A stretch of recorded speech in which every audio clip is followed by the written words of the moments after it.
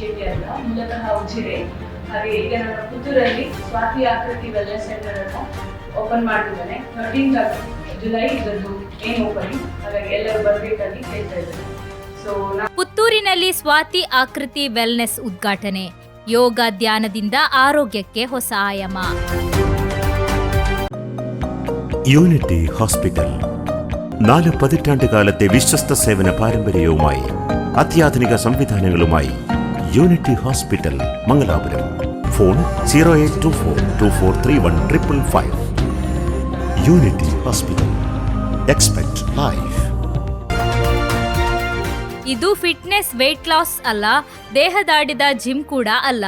ಅದರ ಬದಲಾಗಿ ಆರೋಗ್ಯ ಕ್ಷೇತ್ರಕ್ಕೆ ಹೊಸ ಕೊಡುಗೆಯಾಗಿ ಯೋಗ, ಧ್ಯಾನ, ಪ್ರಾಣಾಯಾಮ ಸಹಿತ ಹಲವು ಮಾರ್ಗಗಳಿಂದ ದೈಹಿಕ ಮತ್ತು ಮಾನಸಿಕ ಆರೋಗ್ಯವನ್ನು ಕಾಪಾಡುವ ಕುರಿತು ಸ್ವಾತಿ ಆಕೃತಿ ವೆಲ್ನೆಸ್ ಎಂಬ ಸಂಸ್ಥೆಯು ಪುತ್ತೂರು ಅರುಣಾ ಕಲಾ ಮಂದಿರದ ಬಳಿಯ ಕೃಷ್ಣ ಪ್ರಸಾದ್ ಬಿಲ್ಡಿಂಗ್ನ 2ನೇ ಅಂತಸ್ತಿನಲ್ಲಿ ಜುಲೈ 13ರಂದು ಬೆಳಗ್ಗೆ ಉದ್ಘಾಟನೆಗೊಳ್ಳಲಿದೆ.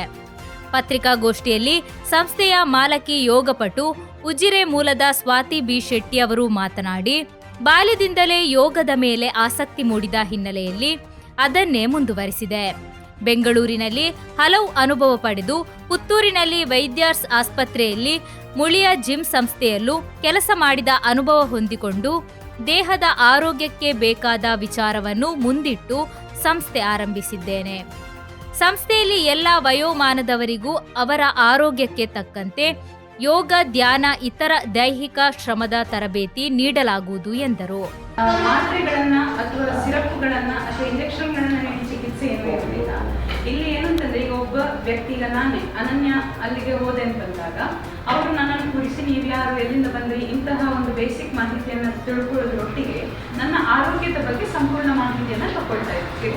ಅಂದ್ರೆ ನನಗೆ ಶುಗರ್ ಉಂಟಾ, BP ಉಂಟಾ, ಹೃದಯ ಸಂಬಂಧಿ ಕಾಯಿಲೆಗಳುಂಟಾ, ಅಥವಾ ನನಗೆ ಬೇರೆ ಏನಾದರೂ ಮಾತ್ರೆಗಳು ನಡೀತುಂಟು, ಇದನ್ನೆಲ್ಲ ತಿಳ್ಕೊಂಡು ನನ್ನನ್ನೊಂದು ಕಂಪ್ಲೀಟ್ ಆಗಿ ಅವರೊಂದು ಪರೀಕ್ಷೆಯನ್ನ ಮಾಡ್ತಾರೆ. ಆ ಕೂಲಂಕುಷವಾದಂತಹ ಪರೀಕ್ಷೆಯಲ್ಲಿ ನನ್ನ ದೇಹದಲ್ಲಿ ಏನೇನು ಬದಲಾವಣೆಗಳು ಅವರಿಗೆ ಕಾಣ್ತದೆ, ಅದು ಆರೋಗ್ಯಕ್ಕೆ ಎಷ್ಟು ದೂರ ನಿಂತಿದೆ ಅನ್ನೋದನ್ನು ಅವರು ತಿಳ್ಕೊಂಡು ನನ್ನನ್ನು ಸಂಪೂರ್ಣ ಆರೋಗ್ಯದತ್ತೆಗೆ ಅತ್ತ ಸಾಗಿಸುವಂತಹ ಪ್ರಾಮಾಣಿಕ ಪ್ರಯತ್ನ ಮಾಡ್ತಾರೆ. ಸಂಸ್ಥೆಯ ಹಿತೈಷಿ ಡಾಕ್ಟರ್ ಅನನ್ಯ ಲಕ್ಷ್ಮಿ ಸಂದೀಪ್ ಅವರು ಮಾತನಾಡಿ, ಇತ್ತೀಚಿಗಿನ ದಿನದಲ್ಲಿ ಮಕ್ಕಳ ಮನಸ್ಸಿನ ಒತ್ತಡ ಹಾಗೂ ಮಕ್ಕಳ ಸಂಪೂರ್ಣ ಬೆಳವಣಿಗೆಗೆ ಸಂಸ್ಥೆಯಲ್ಲಿ ವಿಶೇಷ ತರಬೇತಿ ನೀಡಲಾಗುವುದು ಎಂದರು. ಶಾಸಕ ಅಶೋಕ್ ಕುಮಾರ್ ರೈ ಅವರು ಸಂಸ್ಥೆಯನ್ನು ಉದ್ಘಾಟಿಸಲಿದ್ದಾರೆ. ಮಾಜಿ ಸಂಸದ ನಳಿನ್ ಕುಮಾರ್ ಕಟೀಲ್, ಮುಳಿಯ ಗ್ರೂಪ್ನ ಮ್ಯಾನೇಜಿಂಗ್ ಡೈರೆಕ್ಟರ್ ಕೃಷ್ಣ ನಾರಾಯಣ ಮುಳಿಯ, ನಿರ್ದೇಶಕಿ ಅಶ್ವಿನಿ ಕೃಷ್ಣ ಮುಳಿಯ, ವೈದ್ಯರ್ ಆಯುರ್ವೇದ ಆಸ್ಪತ್ರೆಯ ಮಾಲಕ ಡಾಕ್ಟರ್ ಪ್ರಶಾಂತ್ ಜಾನ, ಕಟ್ಟಡದ ಮಾಲಕ ಕೆ ಕೃಷ್ಣ ಕಾಮತ್, ಕ್ಷತ್ರಿಯ ಸೌಹಾರ್ದ ಸಹಕಾರಿ ಸಂಘದ ಅಧ್ಯಕ್ಷ ಉಮೇಶ್ ಆರ್ ಅತಿಥಿಗಳಾಗಿ ಭಾಗವಹಿಸಲಿದ್ದಾರೆ ಎಂದು ಮಾಲಕಿ ಸ್ವಾತಿ ಬಿ ಶೆಟ್ಟಿ ಹೇಳಿದರು. ಪತ್ರಿಕಾಗೋಷ್ಠಿಯಲ್ಲಿ ಡಾಕ್ಟರ್ ಅನನ್ಯ ಲಕ್ಷ್ಮಿ ಸಂದೀಪ್, ಕ್ಷತ್ರಿಯ ಸೌಹಾರ್ದ ಸಹಕಾರಿ ಸಂಘದ ಅಧ್ಯಕ್ಷ ಉಮೇಶ್ ಕೆ ಮೊಟ್ಟೆತಡ್ಕ ಉಪಸ್ಥಿತರಿದ್ದರು. ಇವರು ಟ್ರೈನರ್ ಆಗಿ ಕೆಲಸ ಮಾಡ್ತಾ ಇದ್ರು. ನನಗೆ 1 ವರ್ಷದ ಹಿಂದೆ ಒಂದು ದೊಡ್ಡ ಆಪರೇಷನ್ ಆಗಿತ್ತು. ಆ ಆಪರೇಷನ್ ಆದಾಗ ಏನಾಗಿತ್ತು ಅಂತಂದ್ರೆ, ಈ ದೇಹದ ತೂಕ ಇದ್ದದಕ್ಕಿಂತ ತುಂಬಾ ಕಡಿಮೆ ಆಗಿ ಮಾಂಸಖಂಡಗಳೆಲ್ಲ ನೇತಾಡ್ಲಿಕ್ಕೆ ಸ್ಟಾರ್ಟ್ ಆಗಿತ್ತು. ಯಾಕೆಂತಂದ್ರೆ ಅದು ದೇಹದ ತೂಕ ಕಡಿಮೆ ಆದಾಗ ಬರೀ ಫ್ಯಾಟ್ ಲಾಸ್ ಆಗೋ ಬದಲು ಮಸಲ್ ಲಾಸ್ ಆಗೋದು. ಅಂತ ಸಮಯದಲ್ಲಿ ನಾನು ನನ್ನ ವೈದ್ಯರನ್ನು ಭೇಟಿ ಮಾಡಿದಾಗ ಅವ್ರು ಹೇಳಿದ್ರು, ನೀವು ದೇಹದ ತೂಕ ಇನ್ನೂ ಕಡಿಮೆ ಮಾಡಿಕೊಳ್ಳೋದಲ್ಲ, ಮಸಲ್ಸ್ ಮಾಂಸಖಂಡಗಳನ್ನ ಗಟ್ಟಿ ಮಾಡ್ಕೊಳ್ಬೇಕು, ಅದಕ್ಕೆ ನೀವು ಒಬ್ಬ ಟ್ರೈನರ್ ಅನ್ನು ಹುಡುಕಿ ಅಂತ. ಆಗ ನನಗೆ ಒಬ್ರು ಸಜೆಸ್ಟ್ ಮಾಡಿದ್ದು ಸ್ವಾತಿ ಮೇಡಮ್.